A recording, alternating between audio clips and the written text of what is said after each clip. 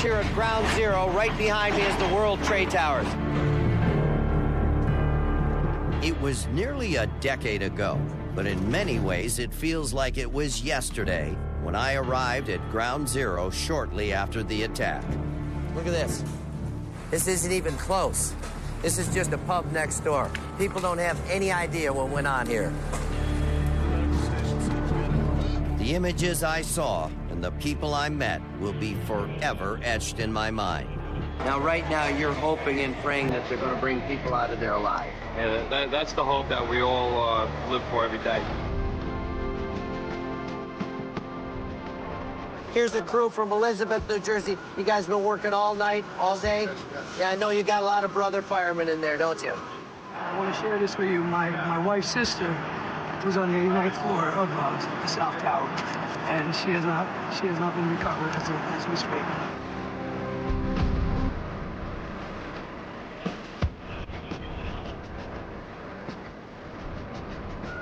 Thank you. God bless you, brother.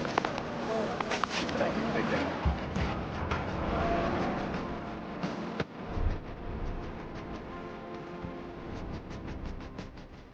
This is exactly where I was 9 years ago, right here at Ground Zero. And I will never forget the sights, the sounds, and the smells. The smell was horrible. At that burning core, cops, firefighters were laying all around the site. It's something like walking out of a nightmare into real life. You know, a lot has gone down since that horrible day, and there's still plenty of unfinished business. And all of that activity right behind me at Ground Zero, well, that's proof that the terrorists lost. They couldn't destroy our spirit or blunt our resolve or stall our mission for getting justice. And that's what we're doing tonight. That mission includes hunting down a very dangerous sleeper agent for Al-Qaeda. This underground menace once lived right here in New York City, but his link to 9/11 began in a very unlikely location.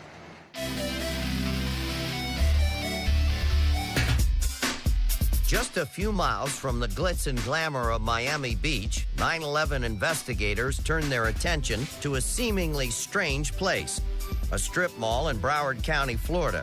But this mall was the home of the Darul Uloom Institute and Islamic Training Center, a mosque opened in 1995 by Sheikh Safayat Mohammed.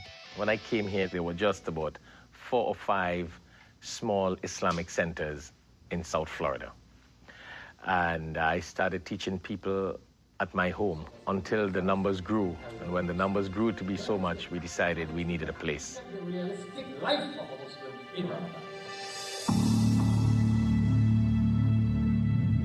In the hours after the 9/11 attacks, investigators ID'd suspects they thought were responsible for the carnage. And many of them had something in common. They had passed through this mosque. There were a lot of crazy guys, and there were radicals, and there were extremists who passed through here. I did not attract them. It was they probably coming here to hide, because this place is known to be a very liberal, moderate place. Some of the visitors from the 90s are a who's who of terror. Mohammed Atta, the suspected leader of the 9/11 terrorists. Imran Montai, guilty of plotting to blow up a power plant in South Florida. And dirty bomber Jose Padilla, a former gangbanger from Chicago, convicted of aiding Al-Qaeda. Because I knew Jose Padilla, I taught him to read the Quran. In fact, the pictures of Jose Padilla that came out publicly came from here, because this is where he was. We need to use this Ramadan to propel, to expand. Then there was Adnan Shukra Juma. He would sometimes teach classes. You know, he was a beautiful Quranic reciter. He was a good singer. He was really a nice, good human being. He was a normal, regular Westerner boy. But in 2003, when intelligence agents caught up with Khalid Sheikh Mohammed, the man behind 9/11, he started talking and revealed a bombshell. Shukra Juma wasn't a normal Westerner boy. He was the ultimate sleeper agent, working his way to the top of Al-Qaeda's ranks. His life illustrates the frightening reality that terrorists can blend in amongst us in ways we'd never know. To try and stop him, investigators had to look back and find out who he really was. Adnan Shukrajuma's father moved his family from Saudi Arabia to Brooklyn in the early 90s to become the imam at the Al Farouk Mosque. His young son would soon be exposed to the kind of radical Islam that targets America. Well, the Joint Terrorism Task Force, going back to the very first World Trade Center bombing, developed information coming out of the Al Farouk Mosque that there was an individual by the name of Osama bin Laden trying to raise funds and soliciting Mujahideen fighters to go to Afghanistan to fight alongside him against the Russians. Shukrajuma's father was also a translator for the man known as the Blind Sheikh, a terrorist leader serving life in prison for his role in the 1993 World Trade Center bombing. Shortly after that attack, the Shukrajuma family moved to South Florida, and the elder Shukrajuma began working at the Darul Uloom Institute. To dig into the Quran, ponder into the Quran, and study the difference between right and wrong. According to the imam, the younger Shukrajuma, now a teenager, moved deeper into Islam with each passing day. I would remember him coming early in the morning and praying 5 o'clock and 5:30 and everything, yeah. My sister got married at this Islamic center, and Adnan was the boy that sang at the wedding. He would sing beautiful songs.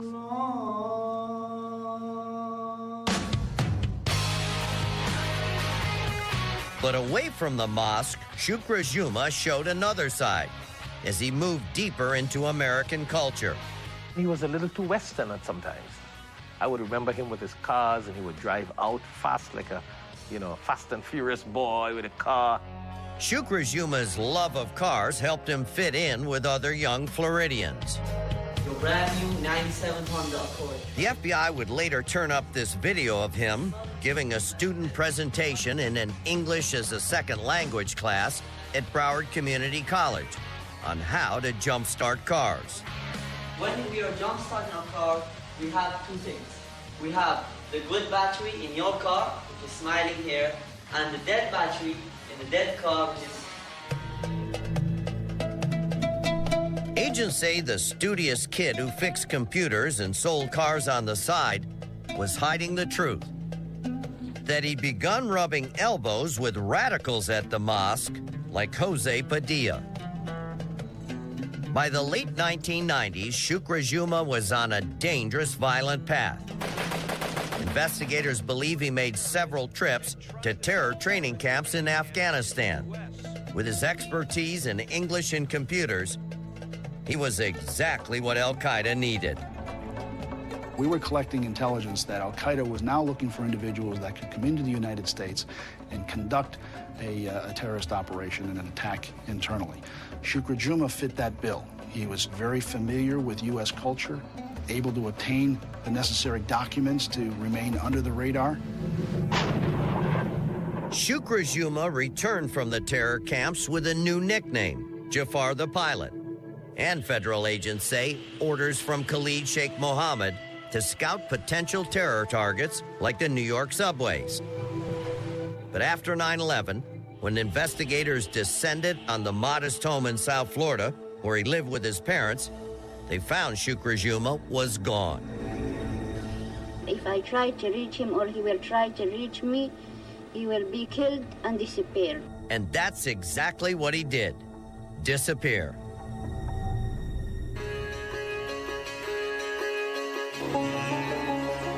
Then in September of last year, the feds arrested 2 suspected Al-Qaeda operatives living in Colorado. As part of their investigation, they showed the men this videotape to see if they recognized the man who was speaking. Not only did they recognize him, but they told agents he was the one who sent them out on their deadly mission to blow up subways in New York City. Shukrajuma, the sleeper agent, had resurfaced. And now he's been indicted on 10 terrorism charges for planning even more sleeper agents in the U.S. to know that Islam is so misunderstood. The Imam of Shukrajuma's former mosque knows that his attempts to work for better understanding between faiths is now more difficult than ever. Being a person in this position, where you have an Adnan, a Shukri, and a Jose Padilla pass through my hands, so you could imagine what law enforcement thinks of me. But for law enforcement and for all of us, the only priority is hunting Adnan Shukrajuma down before it's too late. The world now will be looking for Adnan Shukrajuma and hopefully capture him before anyone else is killed.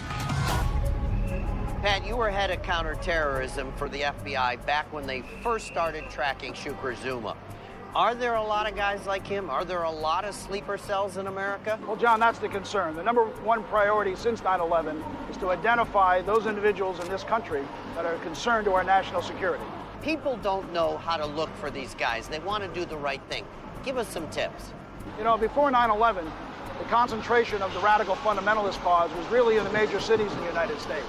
9/11 showed us that a lot of these individuals are trying to stay under the radar and went to rural America. So they could be in small-town America. Where do you think Shukrajuma is? Well, Shukrajuma's photo has been widely dispersed. If you find Shukrajuma coming into this country, he's probably going to be clean-shaven. That means he's probably going to go into an operational mode. So if he's here, it's not for a good reason. Well, Pat, we've got viewers worldwide, and I hope that tonight they can make the world a much smaller place for Shukrajuma and the other coward terrorists. Look out!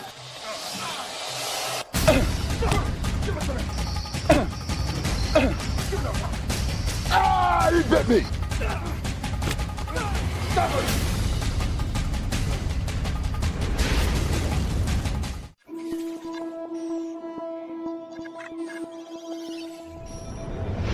Here in the shadow of Ground Zero, it's business as usual. As it's always been, it's an area full of really hard-working people, like the couple you're about to meet. They own a jewelry store in the borough of Queens. But one night, as they set off on their 10-mile commute to Nassau County, they were totally unaware of the shock that was waiting for them.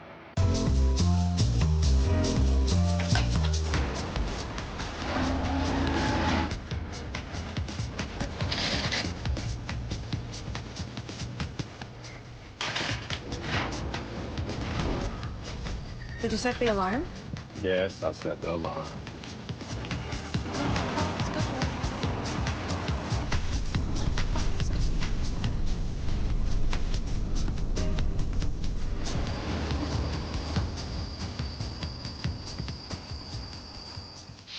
Right on time.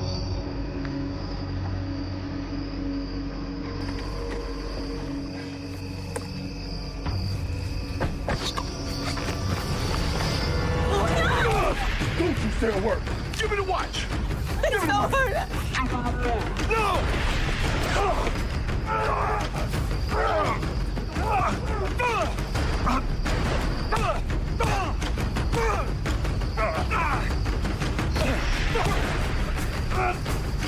Give me that watch.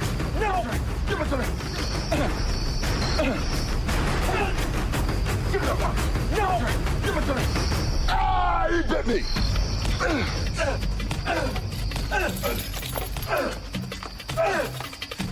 Stop it!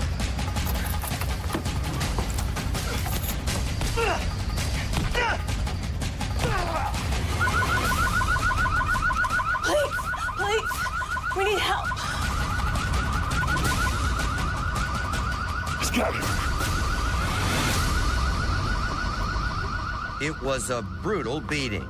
Lugna Raleigh and his wife Sasha were lucky to be alive. As we walked through the door, he came out of nowhere. They must have been waiting for us. They were both African American. The big one was in his 40s, I'd say. He wore a Yankees cap. Excuse me, just a minute.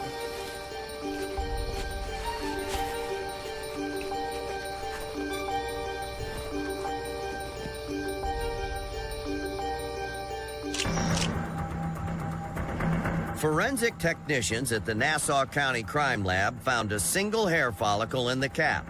That was enough. When they ran the DNA, they got a hit.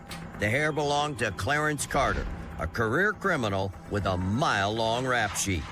From 1979 to 2009, Carter had been arrested nearly 20 times and did a 10-year stint for bank robbery. While in prison, Carter converted to Islam and changed his name to Sadiq Wahab, but he hadn't changed his ways. As the joke goes, if you were to look up career criminal in a dictionary, you'd probably have a photograph of Sadiq. Listen to me. Once you find your target, you wait for the perfect moment. But once you enter the house, you got to take control. You got to hit, and you got to hit them hard. As he got older, cops say Wahab began sharing his knowledge, recruiting a new generation of thugs to help him pull off more jobs. You feel me? Give me some. That's what I'm talking about. All right. For months, cops searched everywhere for Wahab. Finally, on February 23, 2010, Nassau County Police and U.S. Marshals got word that he was hiding out at his parents' house on this block in Brooklyn. 10-4, we're moving in.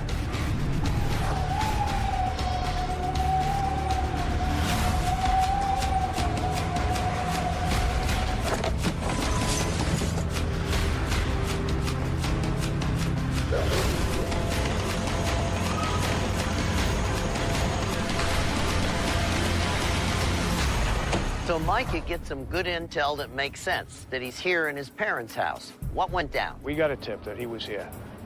His neighbors know that he's on the run. He's a predator. He's preyed on his neighbors right in the very neighborhood here. He's a violent guy, and it's not surprising that someone called us. But unfortunately, he got away. So he gets away that night, but you almost nailed him in the spring in the city in Chinatown. Yeah, we had a great opportunity to grab him.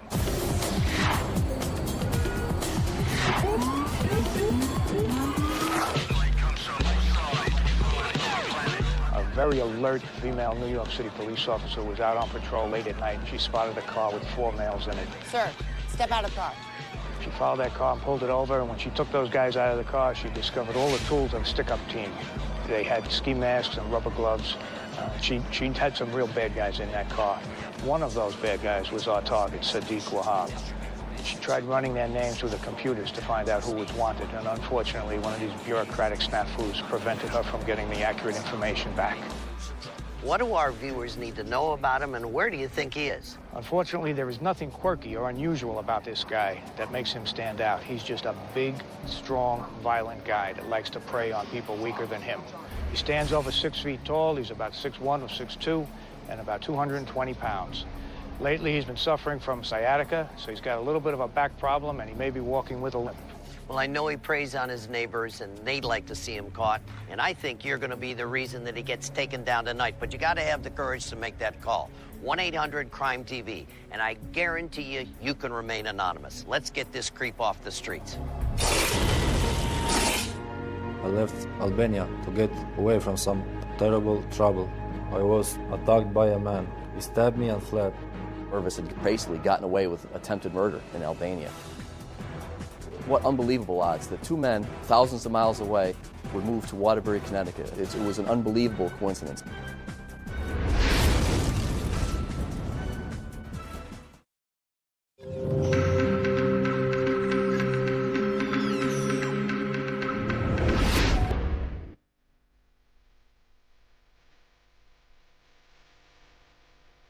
Waterbury is a city of immigrants. It was primarily an Irish and Italian city, and recently the community's become more diverse and welcomed a large segment of the Albanian community into our city. My name is Meko. I am from Albania. I moved to Waterbury, Connecticut 3 years ago. They opened their door to Albanian immigrants that wanted a better life. My story is a little different. I left Albania to get away from some terrible trouble. We got a call that there was a murder at an apartment building occupied mostly by Albanian immigrants. My name is Captain Chris Corbett, and this is my case. Unë jam Officer Rahim Zilali, unë punoj për Departamentin e Waterburyt. My name is Officer Rahim Zilali. I am Albanian, and I was brought in to work in this case because I speak Albanian. A friend of an elderly woman went to check on her. She had not heard from her in several days. When she got there, she found the door cracked open. She looked inside and found her friend, Laura Orso, motionless in a pool of blood. It was a horrific murder, one of the most shocking in city's history. Who was this elderly lady? She was my aunt, Laura Orso, 85 years old, a widower. She was like a mother to me. She lived in an apartment, mostly Albanian immigrants, and she was the matriarch, the grandmother of everybody in that house. She had an open door policy. They'd come to her to fill out forms, whether it was Social Security, whether to get a job, whether to get their driver's license. They always came to Aunt Laura, because Aunt Laura was the kindest person you ever wanted to meet. Back to my story. The reason I left Albania is that 6 years ago, I was attacked by a man. He stabbed me and fled. He thought he would kill me and hunt me down. So I left to come here, 1,000 miles to Sept. We worked our investigation. I worked with the Albanian community. We found out what had happened. Our investigation began to focus early on Irvis Mekalari. A young man in his early 20s. He'd recently come here to Waterbury from Albania. He lived in the apartment building only a short time. His parents told us that their son had been acting erratically lately and that he'd fled at the time Mrs. Orso's body was discovered. Laura was targeted because of a robbery. She was a very nice person, and unfortunately, someone took advantage of that. And Laura's family told us that she would often give cash to her nieces and nephews and put them in envelopes. We found envelopes in her apartment, but with the cash missing. Irvis knew her, she knew Irvis. There were no signs of forced entry. She would open the door if Irvis had knocked on it.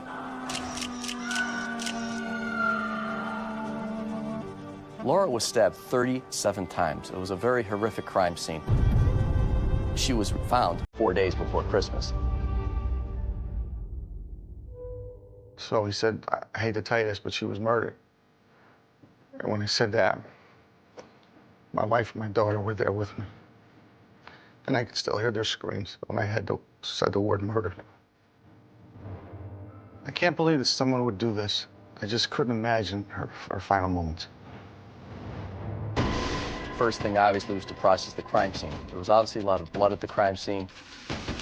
We suspect that the person who killed her cleaned up after the killing, so he used the hand towels to clean the blood off. And we found trace DNA evidence on those towels linking the suspect to the crime scene. Silly move on his part. Lucky for us, and unlucky for Irvis, we found his DNA. We also did a search warrant in his apartment, and we seized his toothbrush, forensically analyzed it, and compared it to the DNA at the crime scene, and linked the two, showing that Irvis was the killer. Our murderer is Irvis Mekalari. In this Waterbury Police Department, they're the best guys in the world. I had grown men in my house crying because it was like their grandmother, their aunt. Her death took a large toll on our family. I had everything to do to try to hold them together. She was a loving person and a person that we miss. The day after the murder, I saw him on TV. I can't believe my eyes. He was Irvis. After we identified Irvis as a suspect in this crime, we immediately put his picture out to the media. That next day, a man walked into the Waterbury Police Department. He was from Albania, and he told us a very chilling tale. So this is the man right here. He stabbed you? How Irvis stabbed him, how he almost lost his life, and how Irvis had basically gotten away with attempted murder in Albania. And that he had moved here to Waterbury, Connecticut to escape Albania and to escape Irvis Mekalari. Do you know this man from? Right then, I realized how violent and dangerous this man is. What unbelievable odds that two men thousands of miles away would move to Waterbury, Connecticut, a town thousands of miles away. It was an unbelievable coincidence. Irvis, before moving to Waterbury, he lived briefly in St. Petersburg, Florida. We searched the local bus stations, and we learned that a female had purchased a bus ticket from Waterbury to St. Petersburg, Florida. Irvis was, in fact, the person who got on that bus. We sent detectives on a plane hoping to intercept the bus in Florida.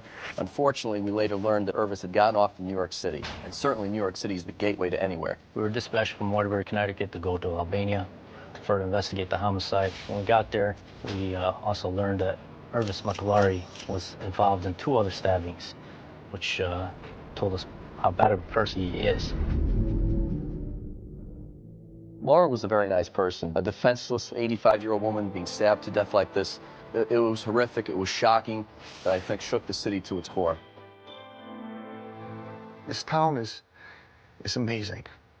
It's amazing. There's 110,000 people in this town, and it's such a small, close-knit town, you know, and everybody was rallying behind us. People from the church, people were at work, all the family, friends. It's over a year and a half, and people still ask me, have you heard anything about Tron? Every Christmas is going to be different for the rest of our lives, because we know what she went through. This is such a sad story. Rocco, I want you to know that my heart goes out to you, and I'm so sorry for your loss. Our prayers are with you and your family. And I know that all of our viewers really want to see some justice. They're as mad as I am. What coward could stab an 85-year-old woman? Now, you just heard Captain Corbett say that McAlary took a bus to New York City from Connecticut. And cops believe there's a very good chance he could still be right here. But wherever he is, cops suspect he's hiding somewhere with a large Albanian population. Now, we know he's very dangerous. He's stabbed at least 3 people. So let's get this violent guy off the street before somebody else gets hurt. If you've seen Irvis McAlary, don't wait. Call our hotline tonight. We even have an Albanian-speaking officer in our hotline right now to take your call at 1-800-CRIME-TV. That's 1-800-274-6388. Please, have the courage to make that call.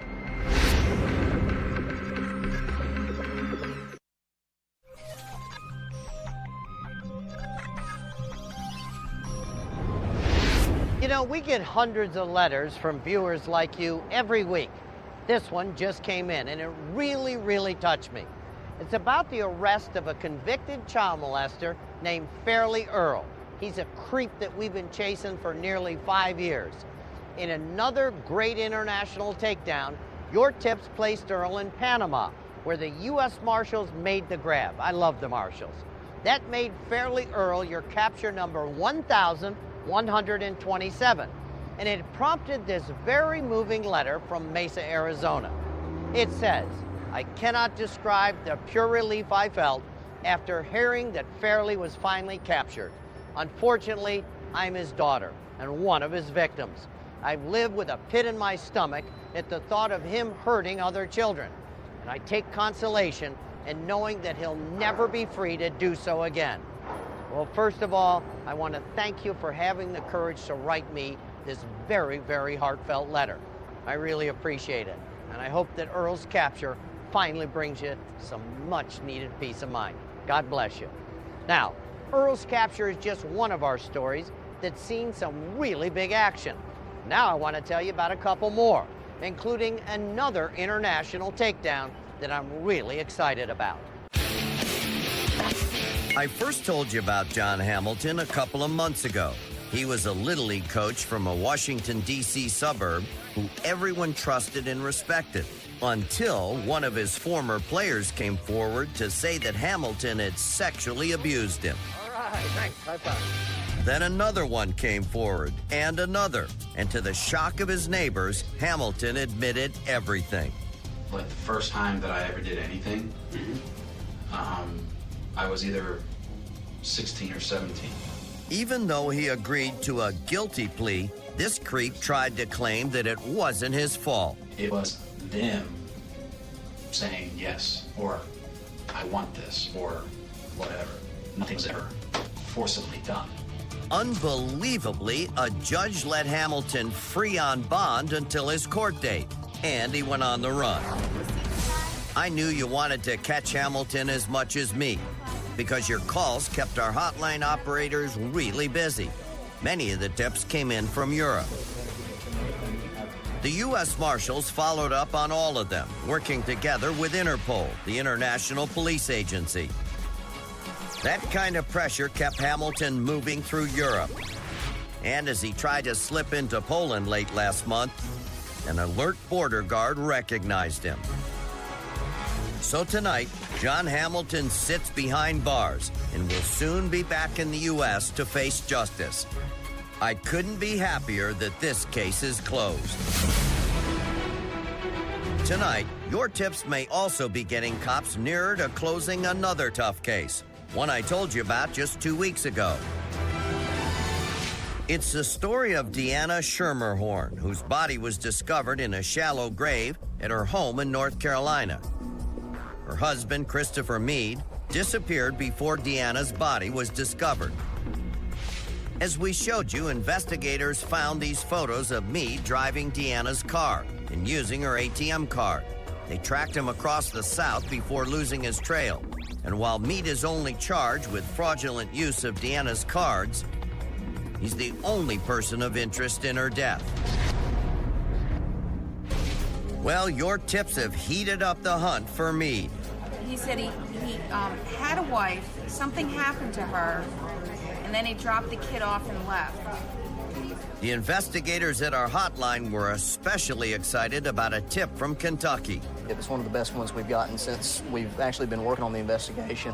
The caller was able to give us some very distinct clues that very much piqued our interest.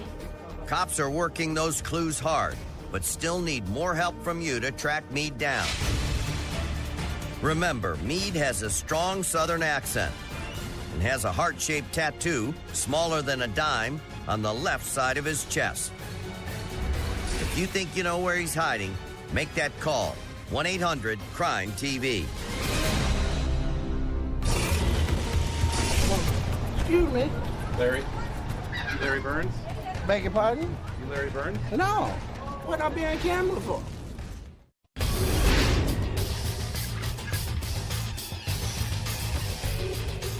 Now, tonight you've already heard about a guy captured in Eastern Europe after nearly a year on the run.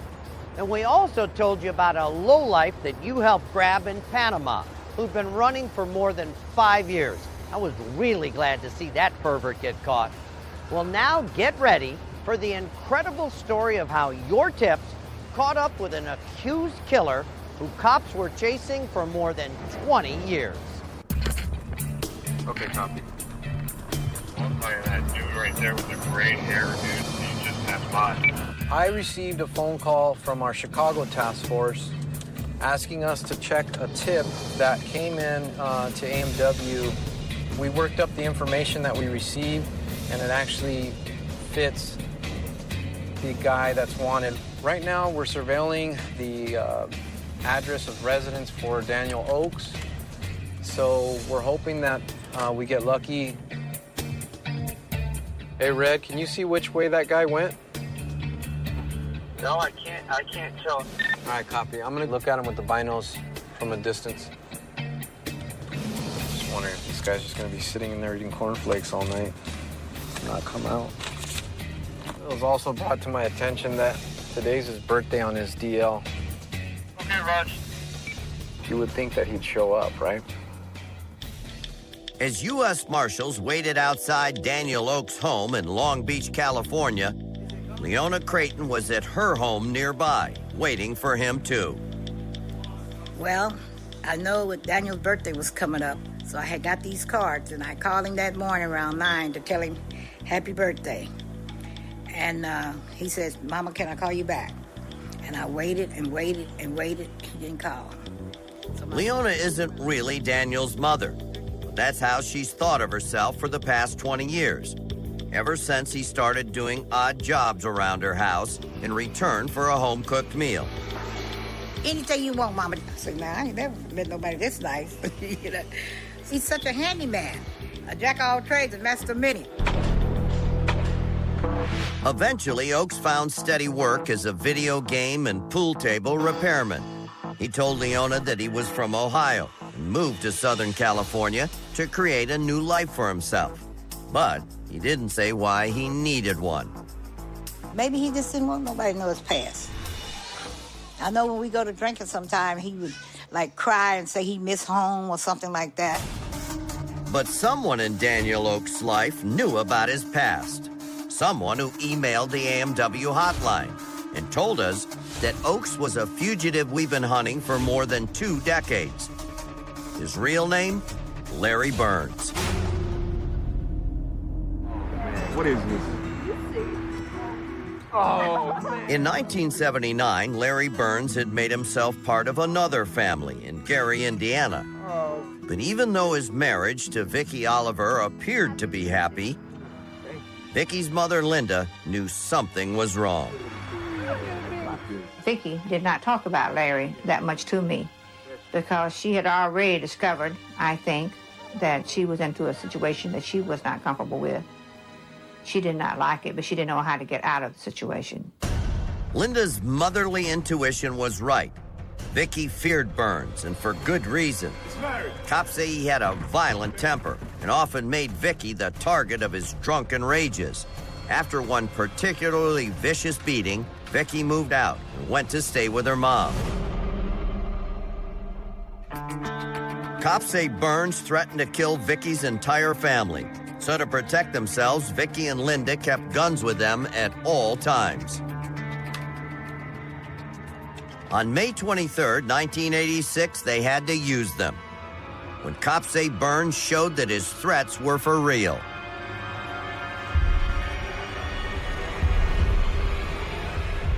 Mama! It's Larry! He's coming up to the back and he's got some guns!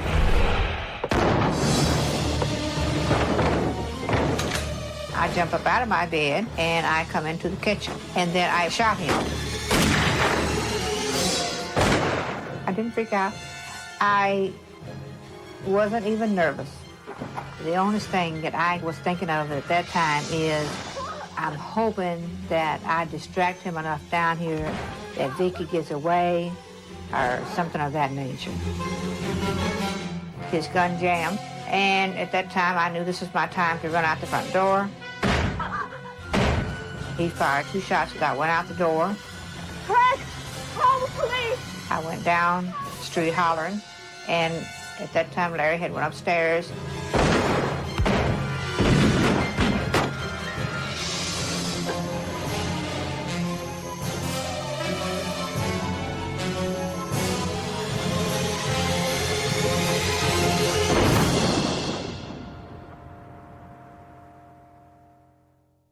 Very soon, then, after the shot stopped, Larry walked out the front door with one shoe on and one off, with a shotgun in one hand and a pistol in the other hand.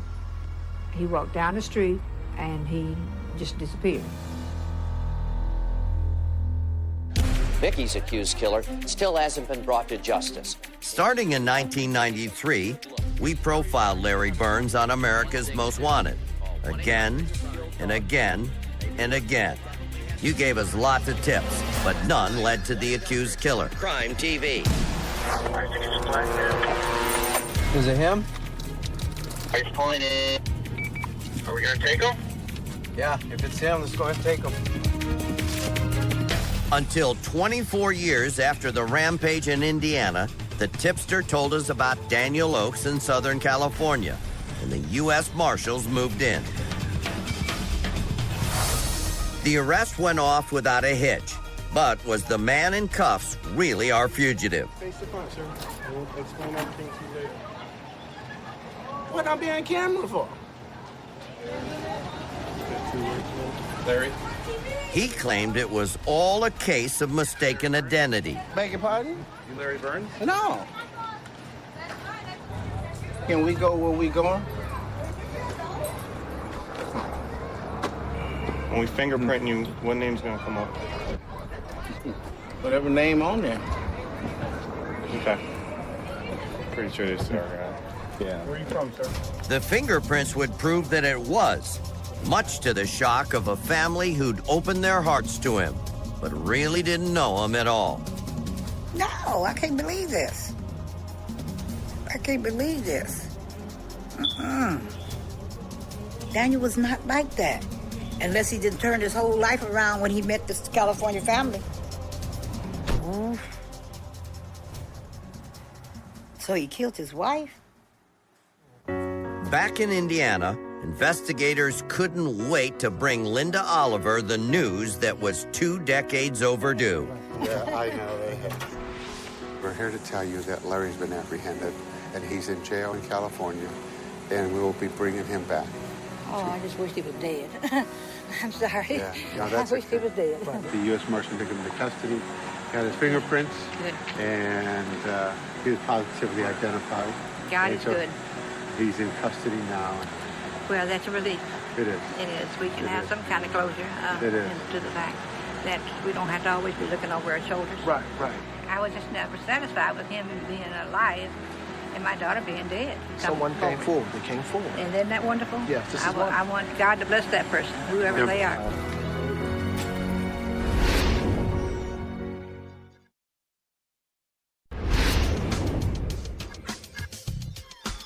Tonight, the manhunt's on for alleged al-Qaeda terrorist Adnan Shukra Juma. Career criminal Sadiq Wahab, wanted for armed robbery. Accused rapist Isaac Suarez. And accused killer Irvis Mekalari. 24 seasons. I can't tell you how honored and humbled I am to have been with you for all this time and to continue to work together. It's an amazing privilege. Over the years, I've traveled all over the world, and I've met so many incredible people. But the day I spent right here 9 years ago at Ground Zero, meeting the unbelievably brave men and women, will remain with me forever. As I leave you tonight with a look back at that dark day and a positive look toward the future, I pray that you stay safe, stay strong, and that you'll always remember, no matter what, you can make a difference.